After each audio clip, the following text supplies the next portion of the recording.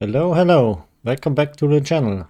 In this video I want to show you the new release of Bolt.DIY, which is version 0.0.7, which was released half an hour ago, I guess. And I want to quickly go through with all the new features and fixes with you. Yeah, so let's just start. As we can see, there's a lot of things changed, and it's a long time since the last release, stable release was. So what we got here, we added support for reasoning content. So for example, the R1 model has reasoning and it's showing in the UI as well. We added some dynamic models. What else do we have?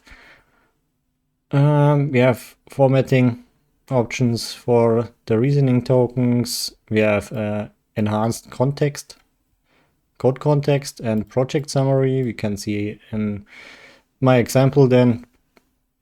And we also got a complete new settings UI, which you maybe have already seen in my other videos, but I will show it again. Also quite new is the diff view, so you can see the difference between the last prompt and your current prompt. So you are able to see what files are actually changed, or if they even changed, because sometimes the change doesn't happen when the prompt not working or the LM not responding. Yeah, and there were also a lot of fixes. Some stuff changed in the CI pipeline. We now have a stable Docker container and a main Docker container, which you may also have seen in my last video about Docker full stack, which was released yesterday. Yeah, that are the main things. You can see new contributors to the project, and here on top and on the bottom you can also download the zip for the newest release if you don't want to clone it via Git. Okay, I would say let's go to Bolt.DIY and take a look at the stable release. So as you can see here, we have the normal interface, not much changed here, but when we go to the settings here, left bottom, you see the new UI of the settings. You can enable the developer mode to see more panels. And what else do we have here in the core features? I showed this in the settings video as well. We have more standard options now. We have the context optimization by default on. We have the auto select template on, which means it clones at the beginning a template for the stack you want to use. For example, React and Tailwind in my case, which I will show shortly. And the default prompt still default, and there's also the optimized prompt you can check out and try out if you get better results with it. Yeah, there are a lot of more options. If you want to know more about this, I would recommend checking out my settings video. But we can quickly go to local providers, because this changed. Ollama is by default off. So if you want to use it, you have to enable it with now a little bit more settings. So you can manage your models here directly in the UI, and can also download new models and install them directly in Bolt.DIY. Yeah, that's it for the settings. What else do we got? Yeah, Anthropic just released a new Claude 3.7 Sonnet model, which I also showed in another video yesterday or 2 days ago, I guess. And this is also available here for Anthropic and also in OpenRouter, as well as there's a change for Google, which now has also dynamically loading models and not static models. So you always get all available models that Google has currently. Let me check the release notes again. Yeah. One more big thing is the Netlify deployment. You can also see here in the settings connections. If you go there, you have the GitHub connection you already know. But you have now also Netlify connection available, so you can get a token and connect. Oh, mine was wrong. I don't have one here saved, but you just put in your token you can get here on the get your token link, paste it, and then you are able to deploy your website to Netlify. I showed this in another video. Just check out my channel. Then let's start a simple web app. Oops, this was the wrong copied. So let's do a simple landing page for Bolt.DIY with React and Tailwind. So let's fire this up. It used the starter template as it should. And let's see what we get. I paused the video until it's done. Okay, we are back. As you can see here, here's a simple landing page. And as you also can see here is the diff feature with the changes on the files. You also can go here on top to diff and let's do the chat array. And then you can see within the file what changed, what lines. You can also here on top right change the file. At the moment it's just one. And you are also able to search and copy the file list. So let's go back. Yeah.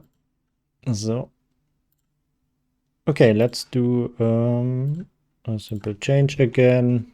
Make sure the contrast background font color is okay.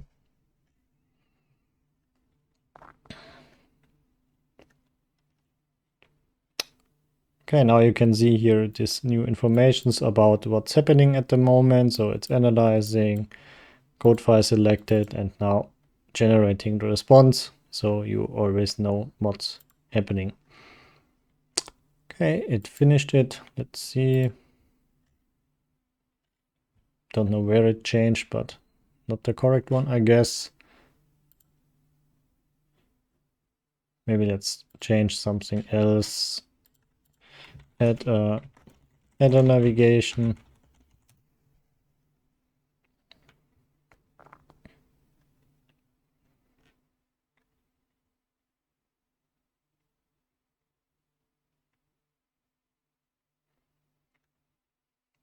Okay, it's now changing the app TSX file, adding new lines.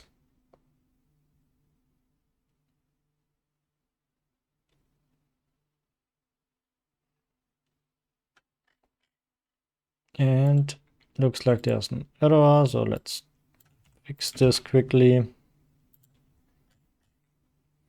I will pause so I don't have to wait.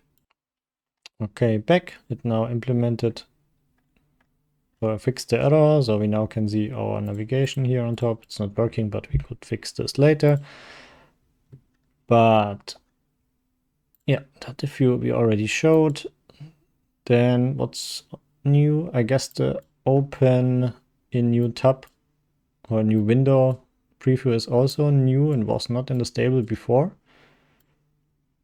So that's also pretty cool. So you can move it to another monitor and then, yeah, it's easier for coding. You can also switch to device mode here. Yeah, and you can also choose here different resolutions directly. Yeah, then the new page opens directly in these dimensions.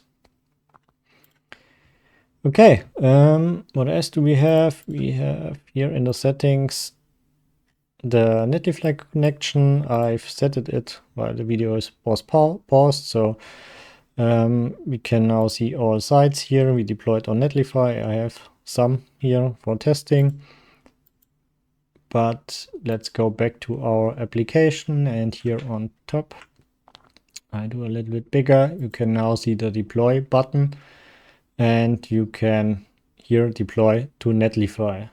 And also some other options will come soon, like Vercel and Cloudflare deployment. So let's try it out and deploy to Netlify.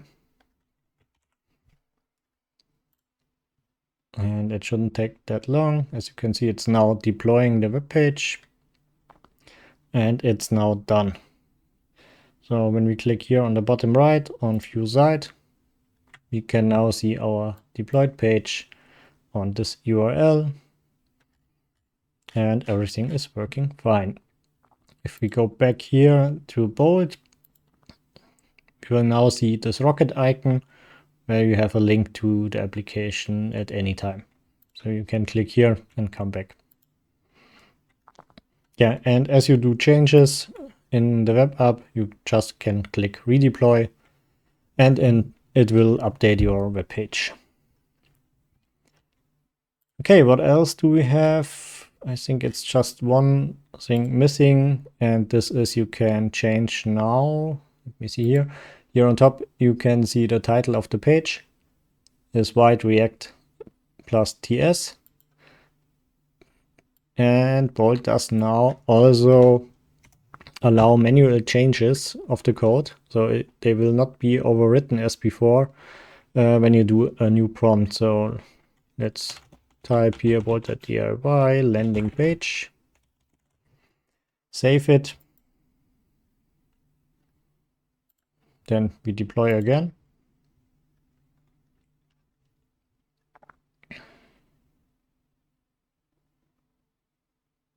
Okay, it's done. Let's go here, refresh the page, and as you can see, our new title is here. And now we do a change. What can we change? Let's add a footer. Add a footer. I will pause until it's finished. Okay, it just finished. Let's see the preview. Refresh, and yeah, we got a footer. And let's deploy again and see if the title is still there or if it reverted as it was in the stable version before. Okay, it's ready. Let's refresh. And as you can see, the title is still there, and we got the footer as well. So you are now able to really fix some stuff here in the code directly without losing your changes after a new prompt. Okay, the next thing I can show you is the push to GitHub. There's also a new UI, so you can set it here, the connection as it was before, but it has some more statistics here. So you can also see your projects and directly clone from the settings. And if you are connected, you can push your project to GitHub here on the top right with the push to GitHub button. This was there before, but it has now a new design and more functionality. So let's just YouTube new release for testing, and then I can click to push. You can type in a commit message then. Okay. Okay, it's done. So press OK, then this new window appears where you can see the repository URL and what files are pushed to the Git. And you can click then View Git repository. And there it is. There is our landing page. And you also can, as same as Netlify, just click again and it will push it to the repository and update it. Okay, one more thing that is new is the project summary. So if you go here in the chat on the icon on the left here. You can click this icon and you get a project summary. And this is something that Bolt now does to save token usage. So it does a summary of the project of the previous chat itself and not include the whole chat, as this can be very long. And yeah, that saves a lot of tokens, and this is this feature here in the settings. Okay, that's it for today's video. I hope you liked the new release. Let me know in the comments. I would appreciate a subscribe and like if you want to see more such content. Yeah, just give me feedback in the comments. See you in the next one. Bye.